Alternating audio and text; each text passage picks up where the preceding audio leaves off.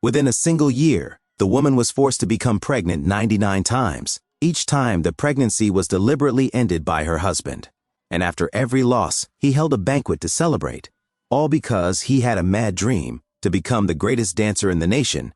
At the 100th pregnancy, he finally allowed the child to be born. But the moment the baby came into the world, everyone fled in terror. The child was deformed and grotesque, with only 3 legs.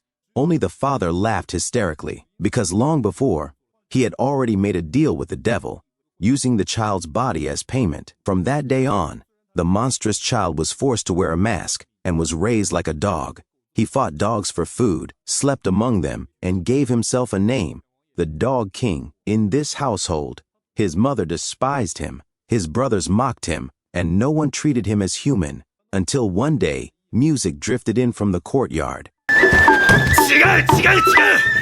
He saw his father teaching his 2 older brothers how to dance. They had no talent at all, but the Dog King needed only one glance. His body began to move on its own. Dance made him feel free for the first time. Even stranger, every time he danced, his body recovered a little more.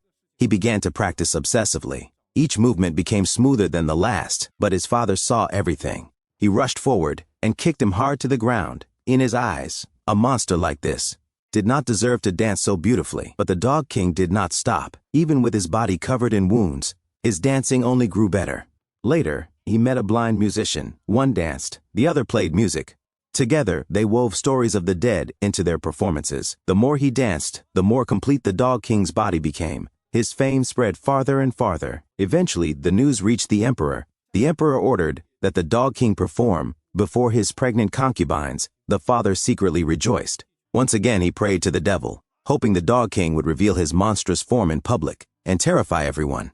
But this time, the devil did not answer. On the stage, the Dog King stood at the center and slowly removed his mask.